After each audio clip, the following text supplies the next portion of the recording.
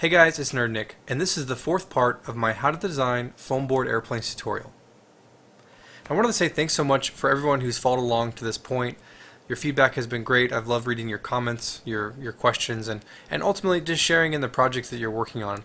It's great to see what you're learning here and what you're applying it to. So please keep the comments and everything coming. I do appreciate it. So in this video, we're going to cover some additional talking points around wing design. I want to spend another video on this instead of moving on to the fuselage or whatever, because as I read your guys' comments and got your feedback and even watched the video, part 3 video myself, I realized there was a handful of issues with the design that I had presented, or the design process. So I wanted to go back and correct some of those, but also just add some more information around some areas that I may have skipped over or didn't expand on enough. So the first thing I want to show you guys is a tip that will hopefully speed up your wing design.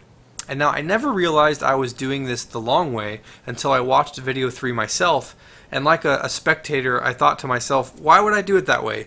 It never dawned on me until I sat back and watched myself do a design. So what this is going to let you do is basically measure and build the spar slot section a little bit quicker and easier. It also then helps you align where the top airfoil creases should go, so you don't have to do a lot of measuring and guessing. So to show you this, I'm going to go ahead and hide the speed wing and pull forward an example wing. And this should look like what you had at the beginning of the video 3, right? You just had the outline of the wing, and then you had the ailerons. You kind of started adding all the pieces. What I want you to do before you do the rotation, where you straighten out the leading edge, right?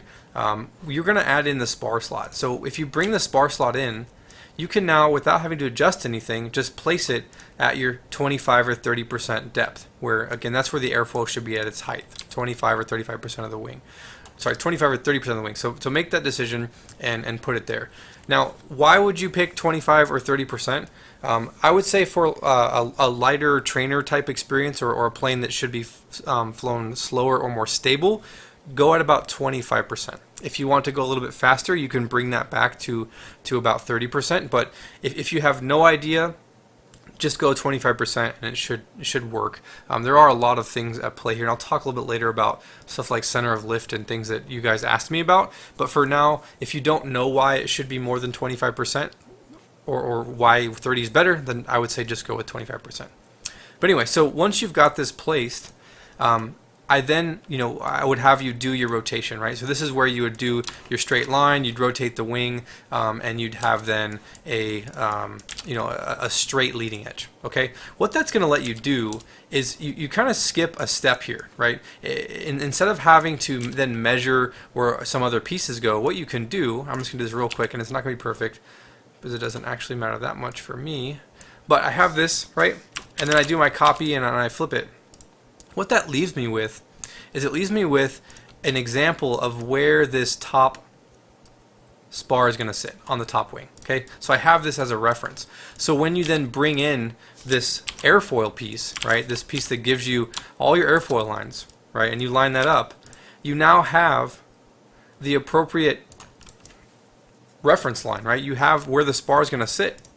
And this top airfoil on, instead of doing all that measuring, you can just drag it into place and be like, yep, that looks right because I have that reference, right? You don't have to know anything complicated. You can see it visually. Where is the airfoil crease going to go? So that's my first tip for you guys. Insert that into the previous video in terms of the pacing, and that should help you just build this part of the wing a lot faster if you do that step. Okay, now the other thing, I'm going to go and delete this now because it doesn't matter. The other thing I wanted to show you is that the spar itself, I gave you this template, but I didn't show you what to do with it. So just as an example, every wing's different in terms of how large your wingspan is, or when the bevel ends, and this is actually kind of an important step, because the spar itself will line up with the slot and then the root of the wing, which if you're using the templates should be all within the correct measurement. The question now is just how far from the tab to the bevel line should the spar extend, because the spar should end at the bevel line.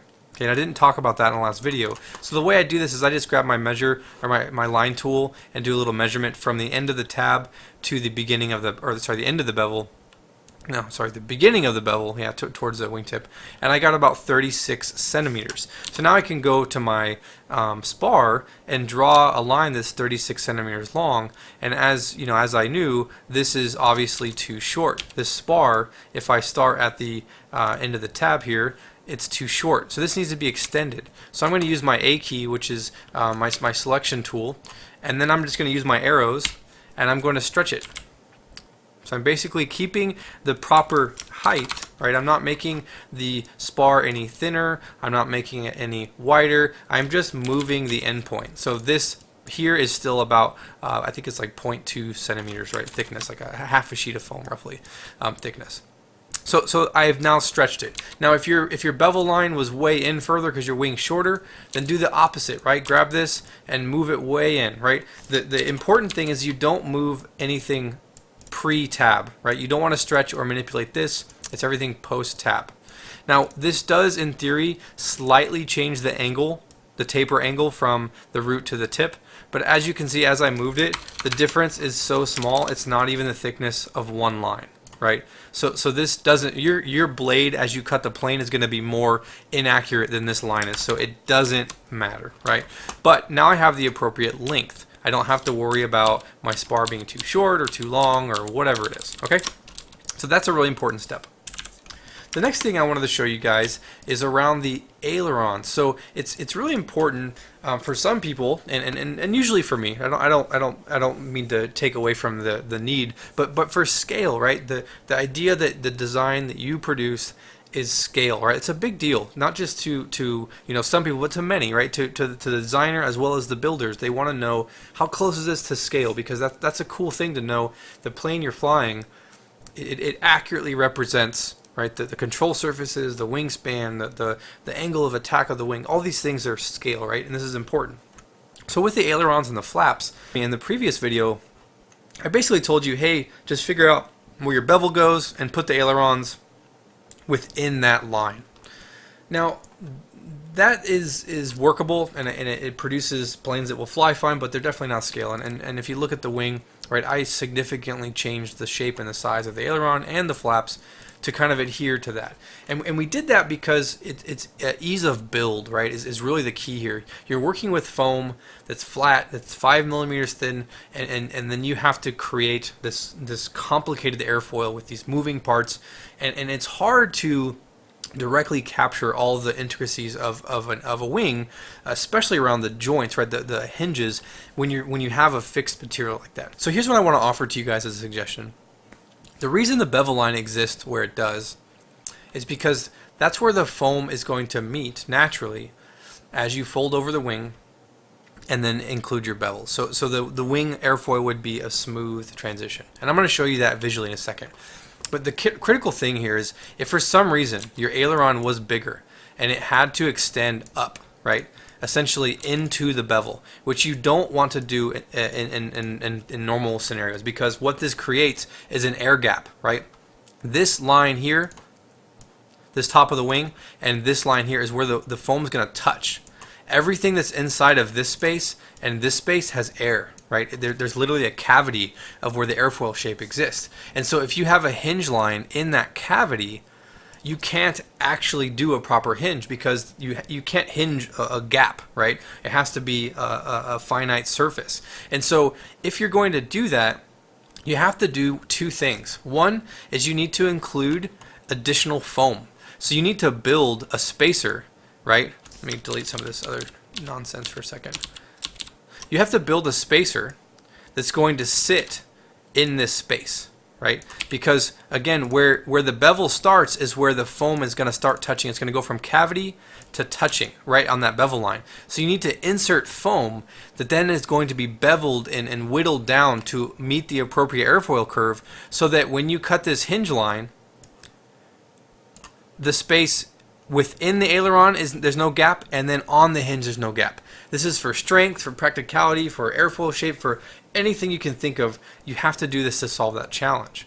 Now I have done this before on my my P38 design. I've done this because of the way the wing is shaped. You just can't get around it.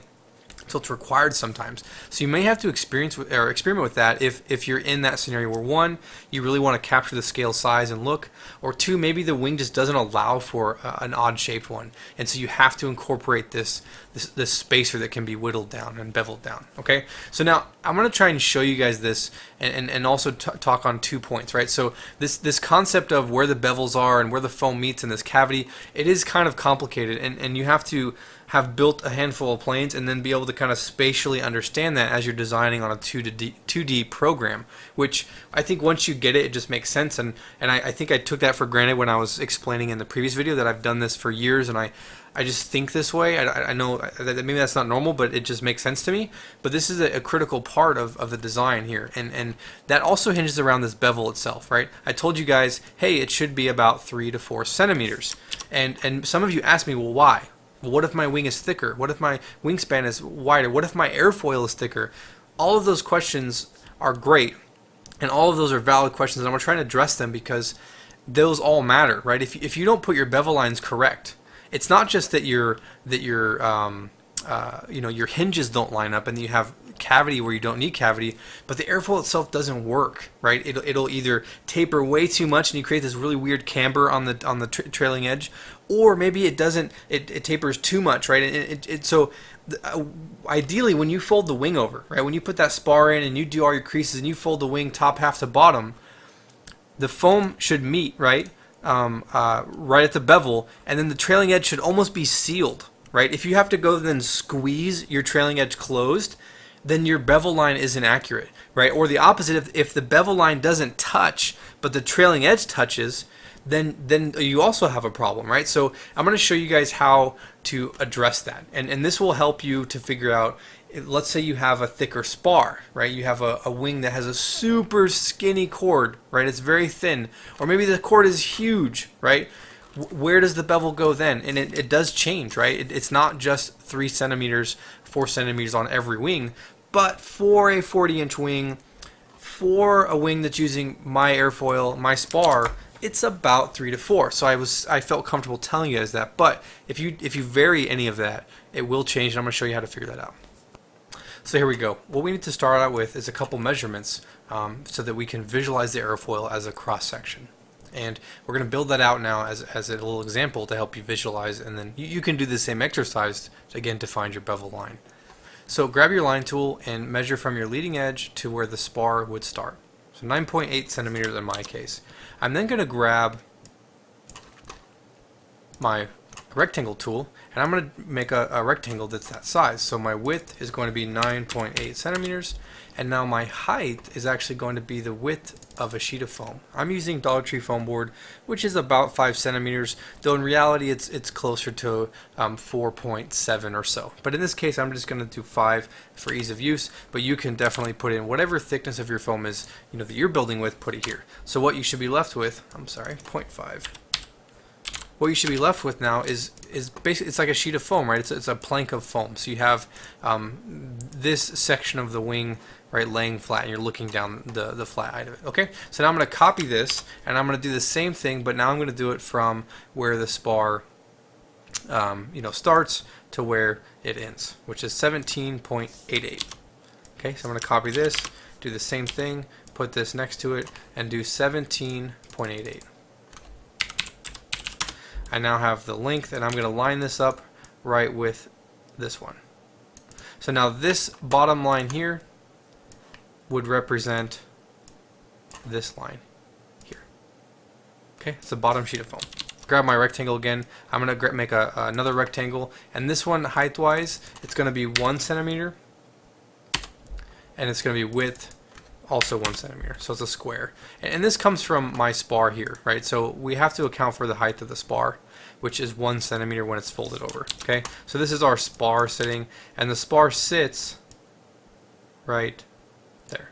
Okay, so there's our spar. And now just so you guys have a visual reference, what we're basically building out here is as if this was the airfoil, right? So this is not perfect, and it doesn't have to be scaled by any means, but it's just giving you guys a little bit of a visual, to help you understand what we're doing. Okay, so this is kind of the beginnings of your airfoil getting folded over, right? The next thing I'm going to do is I'm going to copy this one, and we're going to put it. The length of it now should be from here till about there. Now you can measure if you want, but again, it doesn't have to be perfect here. What we're trying to figure out is more more guidance, not exact measurements. Okay, so what I want you to imagine is this is the cross section of the airfoil, and we're trying to figure out is where should these things meet. Now, if you did no bevels and you built this wing, right, this exact wing that we designed with no bevels, the trailing edge would line up like this.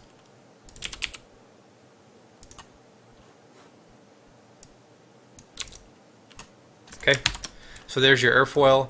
You now have a 1 centimeter gap, or I guess 1 centimeter trailing edge where the foam touches. No bevel, just touching. Okay, the basic wing, right, is like that comes to here, and then this guy, rotates down a little bit further so that it's kind of flat with the ground. Oops, I didn't do that right. It would go flush with the table like that, and then your cutoff, wherever your cutoff would go, should sit right there. Right, so if you're designing the basic wing, you now know how long from the spar to the trailing edge the wing should be on the bottom. Right, so that's here, from here to where, right, is that line. I hope this makes sense, guys. I'm trying to. I'm not an artist by any means, but yeah. So this will help you know where it's going to hit, right? But we don't care about the basic wing right now. We're looking at more of the bevels. So what you want to do is extend this from the bottom here, top to bottom, like that. Because what happens, right, when you do a fold over, is that the wing itself, right, the paper, let's go back over here. The paper that's on the outside and the top, right, so the outside of the top and bottom wing is what ends up coming to a point to make your trailing edge. Okay. Now this obviously looks kind of weird, right? This airfoil shape is not proper, I would say, right? It has a very steep down, and it comes to a very sharp point. And just if you were to visualize this, what this would look like then is your airfoil, right? This line would stop here, and this line would stop up here, right? So there's your actual airfoil shape. It comes to a really sharp point, and really this one would be like, it'd be like this, right? This is where our foam meets, and then we'd have this bevel line that goes down to the trailing. That's what it would look like as a cross section with this exact setup. But this is not really proper, right? This is not the shape you really want to go for. And if it was, I guess this should probably go forward, right? In a perfect scenario, you'd have this a little bit more forward, so your airfoil shape might look a little better. But regardless, so the point I'm trying to make here is that if this is what you're going for, which I guess is fine, this would fly. Now from the trailing edge up where your bevel should start, which is where these pieces of foam meet. Okay, if this is the airfoil you were going to do, this would now tell you about 8 centimeters. So the bevel here would need to start at about 8 centimeters. Somewhere right around here. So this would be like up here, right? If you did that, you would then have this cross section at the root. Now, this is not the airfoil that I would suggest going for directly, because it's not what you want. So what you end up doing, and this kind of goes against something I said a little bit earlier, but you don't end up beveling that far, right? Because in reality, the airfoil itself should kind of come to a small amount of rounded point at the end. Okay, it shouldn't be a super tight taper. It should kind of fall off. And I'm sorry, I'm not describing this very well, but let's say you put it here, right? If that was your bevel line, now you're at about 5 centimeters, and that would put again, right? If you looked at this, that would put your bevel lines. Your inside, it would look something like this, right? But these wouldn't touch now, right? You'd have this floating point. There'd be like this gap on your trailing edge. Then you would have to put glue in here and squeeze shut. So the end result would be that you'd actually have a break, right? And I'll try to represent this as best I can. right about here on both of these, and then this would move up like this, right? So you'd have an airfoil that looked more like that if you did the bevel there. So what you want to do here is kind of play with this a little bit, figure out what shape you're going for, what airfoil you want. On my Speedwing designs, I do kind of a medium between, you know, a full sheet of foam gap and then a proper taper. So mine don't line up perfectly, and I said earlier, right, they should touch if it's done right. That's true, yes, but the airfoil itself isn't. It depends on what the airfoil shape is, and that based on the cord and everything, that will help you understand that. But essentially, right, to do what I just did, this setup is that you do your rotation, you bring the top of the top part of the wing to the top of the bottom part of the wing, right there. And now you have a measurable from trailing edge, right, to the bevel line of about where you should put the bevels. So about 5 centimeters, 5.5 centimeters. So if I go over to root, right now, this one's at 5.6. So this, right what I have here, would produce almost that exact airfoil I just showed you, where I would have to pinch it down a little bit. Okay, so when I told you guys, right, 4, 3, 4, whatever, 4.5 bevel, you know, again, that would still work, but if you had done that bevel, you'd have to pinch it even more. So it would come to a more of a rounded point instead of a nice taper. So again, what are you going for is really what you want to you know, execute on there. I would say, you know, again, you know, starting at 3 or 4, if you don't want to do all this exercise, is fine. And once you build the wing, you'll be able to tell right away, is there a huge gap at the trailing edge or is there not, right? You can kind of gauge that, and then you can adjust it as necessary. The one other thing that this shows you, right, visually, that I wanted to share with you guys real quick, right, is again, let's go back to our representation here, right? So this would be basically what you have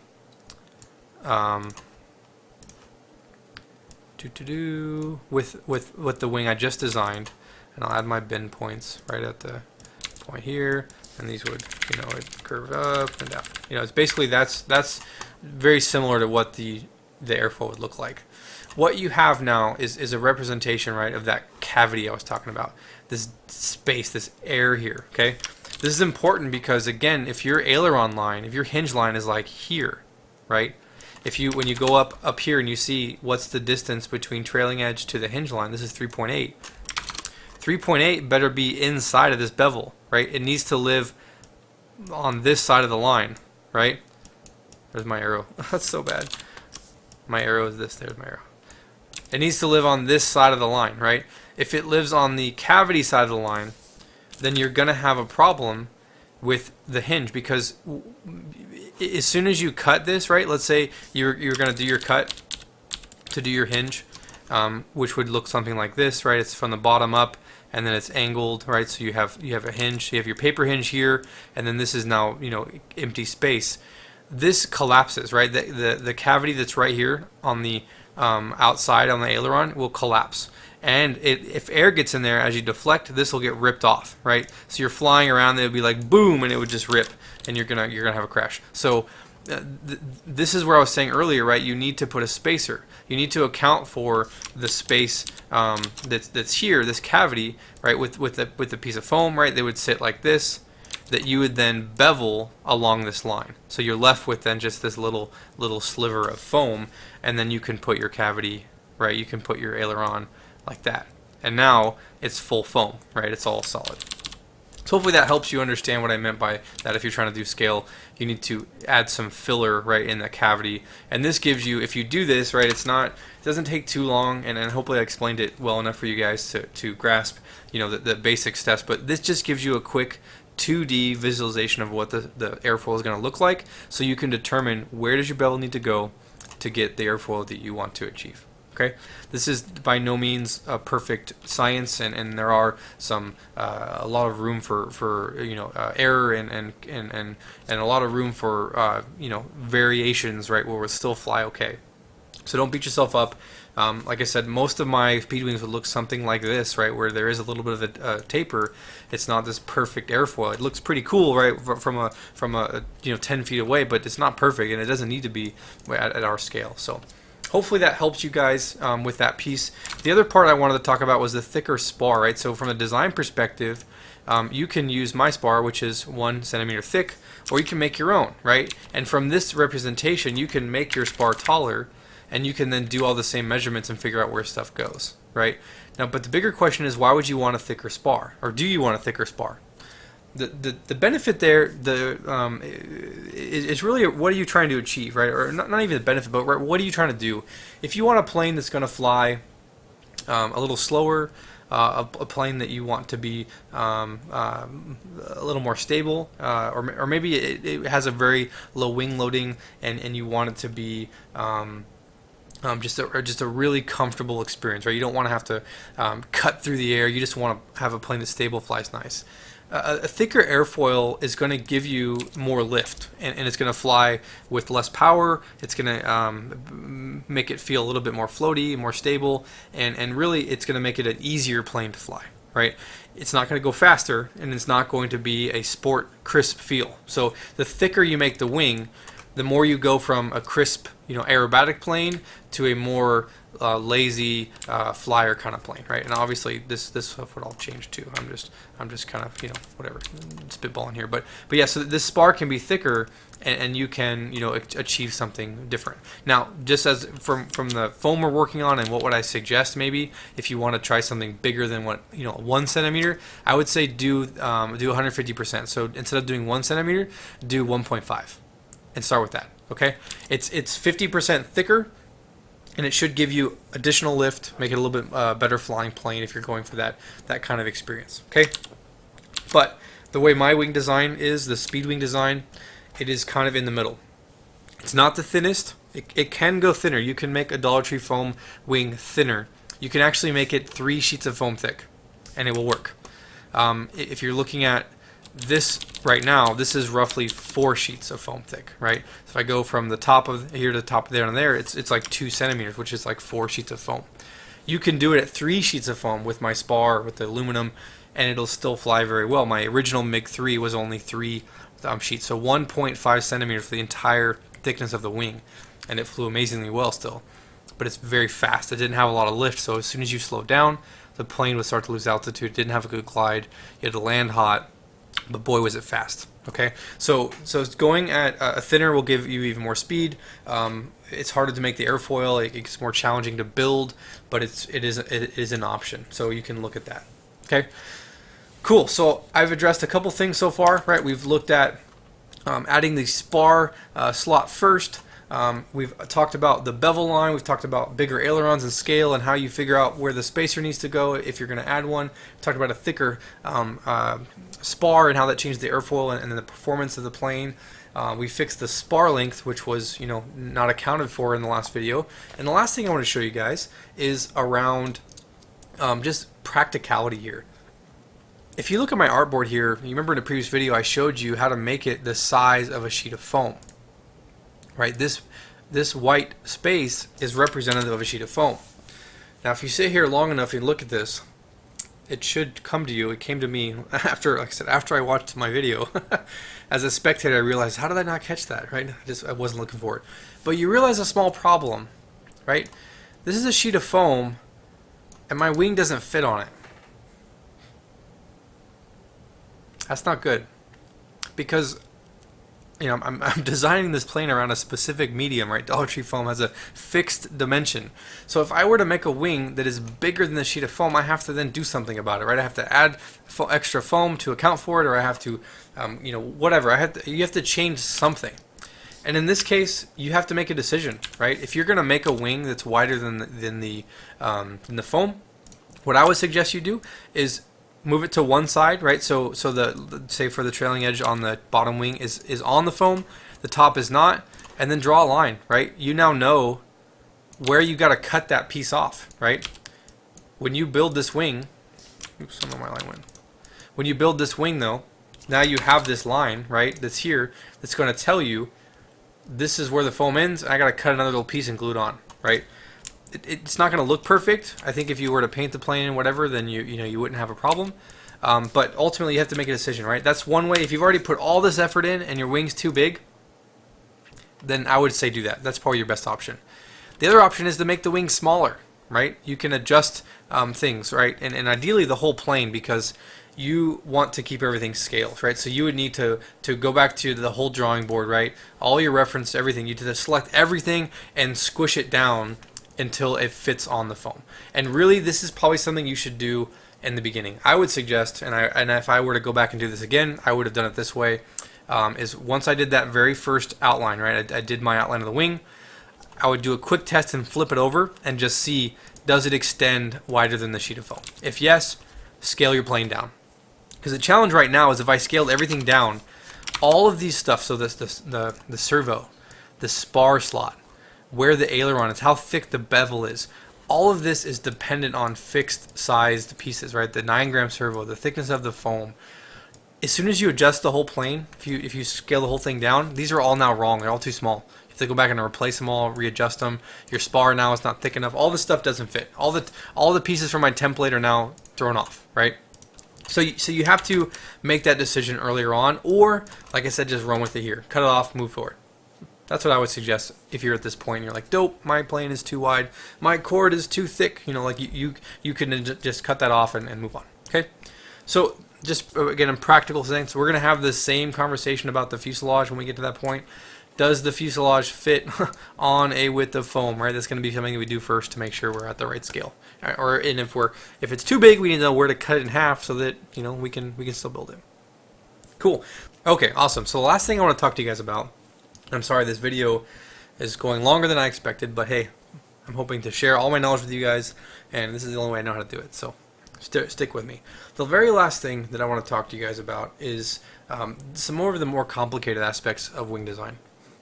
Now, even before I made this tutorial and I started designing these fast planes and showing people, hey, look what you can do with this foam, look what you can do with such a cheap material, and look at the performance you can get. I got a lot of comments from people, and some of it negative, right, saying, you know, this isn't safe, or you know, how do you know that the airfoil is the most efficient, or how can you prove that the center of lift is right, or where's the center of gravity, you know, compared to all these different things.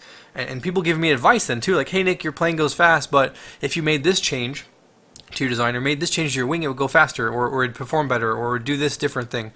And most of those advice, you know, pieces of advice or criticism was based on very complicated math, very complicated aerodynamics, and things that I don't know, right? I don't understand how all this stuff works. A lot of how I got started was I just took a design that I knew would work because it was a plane that already flew, and I just tweaked it, right, and tried to understand what happens. What happens when you make the airfoil thicker? What happens when you move the center of gravity? What happens when you move the center of lift? What is the center of lift? Like, I started kind of playing with all these things and just figuring it out, right? But my working knowledge of a plane is so minuscule compared to many of the people that may be even watching this video, right? I don't know a lot about airplanes when it really comes down to it, because my only knowledge is from just figuring stuff out, right? I don't have a degree or anything. So a lot of these things, right, that people have asked me, I can't answer. I don't have an answer for you. I can't tell you where the center of lift is going to be in your plane, and why you should account for that, and why it matters where the center of gravity is versus the crest of the airfoil, and where all that, you know, comes into play, right? What I can tell you is if you're designing a plane based on an actual airplane, right, which that was step one, is find an actual airplane.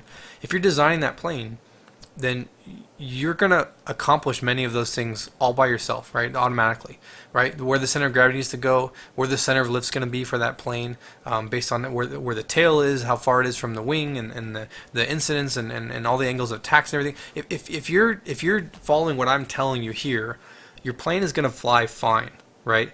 But I don't have any illusions of grandeur of knowing why all of it works exactly the way it does, right? And I'm not going to try and teach you that because I can't, right? And it's not necessary for what we're doing. These foam board airplanes, it's not necessary. But what I can tell you, the one thing I would recommend doing, and you can think about as you're designing this plane, is there is a relationship between the center of gravity. What I can tell you is that there is a relationship between the center of gravity and the center of lift, the center of pressure. And the center of gravity is pretty straightforward.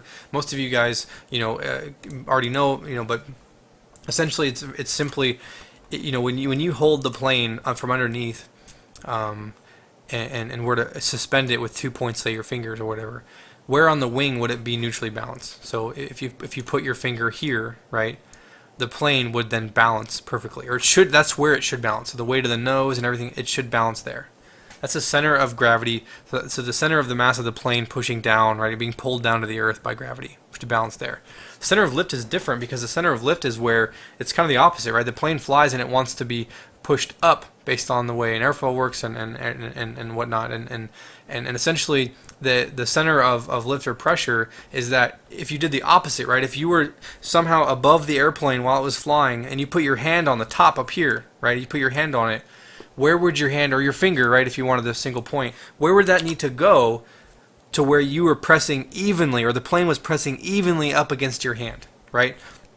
It's usually not at the same point of the center of gravity, though it can be, right? It's usually not, though. If it was, and if you design a plane that has a center of gravity and center of pressure at the same location, that plane is going to be probably hard to fly, or if anything, it's going to be super twitchy and agile, right?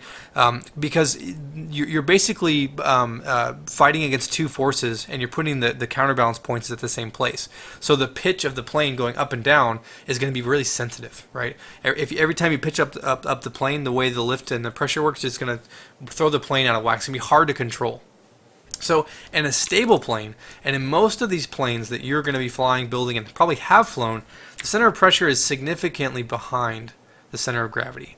And what this does is it creates a relationship between those two forces that makes for a stable plane, because the plane itself balances on the center of gravity, but because of the way the tail configuration is and the angle of attack of the tail, it helps to neutralize the pressure of the acting forces, right? So when you have a wind hit you from underneath, or you pull up on the elevator, right? You have the wing surface and you have the elevator surface that are creating a stable, platform for your plane to rest on, and that is going to be between, right? The center of pressure usually is between then those two surfaces, right? Or sorry, between those 2 points, those neutral points of balance. And so, how do you find the center of pressure? You can look up some, tutorials, or they have not tutorials, sorry, they have calculators and whatnot. And for a plane, right? If you looked up where is the Yak 3 center of pressure, you probably can find it. I haven't actually looked, but it probably is out there, right? These are known working designs that real, mathematicians and scientists and crazy engineers designed this stuff to work, right? They're putting people in these things, right, for the first flight and seeing if they fly. Like, obviously they did all their number checking, hopefully. so those things are published, those things are available, and you can check those out and see. And once you look at your design, you can see how you might want to change that, right? Making the tail shorter or longer or whatever. Those will affect that center of pressure. That'll affect how the plane then responds. So what I would say, right, is, again, if it's a known plane that's not some crazy aerobatic plane or whatever, the center of pressure is most likely already behind the center of gravity. The closer those two go together, the more unstable the plane will be, and the more responsive it is to inputs, okay? Not that it won't fly, it's just going to fly very, very precisely, and maybe even too dramatically, where it won't fly well. It'll fly like a bad experience. So most, trainers and basic planes, they all have, a decent gap between those two. So guys, again, I cannot explain all the specifics around that and how it works, because I don't know. But hopefully I gave you enough of my layman understanding of how this works so that you can at least design something that will resemble what you're trying to accomplish. Thank you guys for watching, and we'll see you next time.